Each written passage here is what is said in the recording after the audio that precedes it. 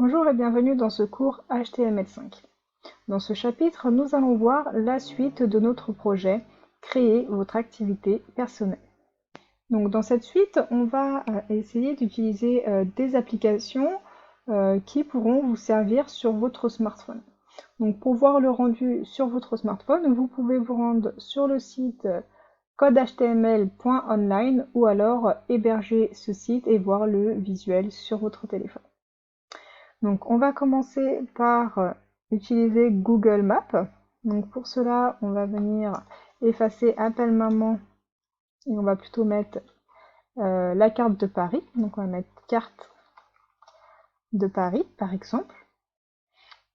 Ici, on va pas mettre la face, mais ce sera plutôt la map. Et dans notre lien, donc on va venir mettre le lien de Google Maps. Donc https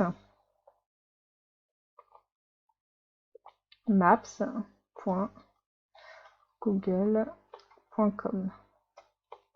Donc pour venir ajouter une ville, il suffit de mettre un point d'interrogation, Q est égal à, par exemple, Paris pour nous. Donc si j'actualise, j'ai bien à présent la carte de Paris avec mon petit logo de Google Maps. Si je clique dessus, normalement, ça me rend bien sur Google Maps et sur Paris. Ok. Donc on va continuer. Je vais venir tout simplement copier ce qu'on vient de faire et le coller. Au lieu de mettre simplement la ville, on va mettre une adresse précise. Donc là, je veux mettre par exemple avenue des Champs-Élysées 75 008 Paris. Là, le souci qui va se présenter, c'est qu'on a des espaces. C'est pas possible. Donc on va se rendre sur un site qui va nous encoder notre adresse. Donc nous sommes sur URL encode décode et on va venir donc taper tout simplement notre adresse ici, donc avenue des Champs-Élysées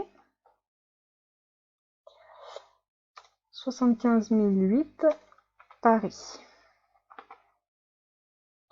Donc je vais mettre en code et voilà le résultat qui me retourne. Donc je viens copier cette adresse et la mettre sur notre code. Je remplace ceci.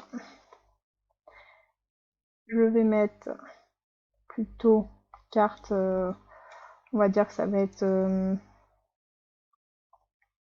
le travail, pourquoi pas. Et donc j'actualise. Donc on a la carte de notre travail. À présent, si je clique dessus, il recherche bien donc l'adresse des Champs-Élysées à Paris. Maintenant, on va faire une application pour un itinéraire en voiture. Donc, au lieu d'utiliser cette fois-ci Google, on va utiliser Apple donc pour les applications qui sont sur iOS. Donc, on va mettre Apple. Au lieu de mettre Q, ce sera DADDR pour Destination Address.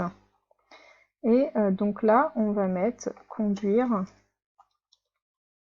travail.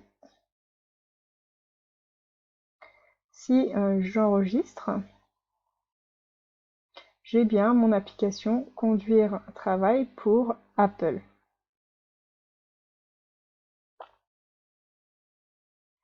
Donc vous voyez que ça me lance bien l'itinéraire pour aller aux Champs-Élysées. Si vous avez un Android, il suffira de faire la même chose. Sauf qu'au lieu de mettre Apple, vous mettrez donc Google. Donc là, on va mettre que c'est pour Apple et là pour Android. Ou plutôt, on va mettre tout simplement Google. Voilà. Donc si j'actualise, j'ai bien donc ma petite application pour Apple et pour Google. À présent, si je veux marcher, donc je vais créer une application. On va plutôt mettre donc balade. balade jardin. Et donc, au lieu de mettre notre adresse, je vais venir mettre l'adresse du jardin. Donc, jardin des Champs-Élysées. Et va falloir donc ajouter ici, donc dire FLG, flag, et W pour walk. Donc si j'actualise à présent, j'ai bien ma petite carte balade jardin. En cliquant dessus, ça me ramène bien au jardin des Champs-Élysées à pied. Je peux venir préciser d'où je suis en fait.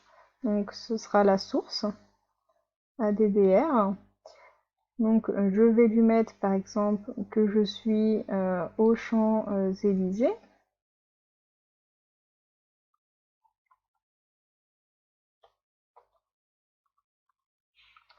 Et de cette manière, si j'actualise,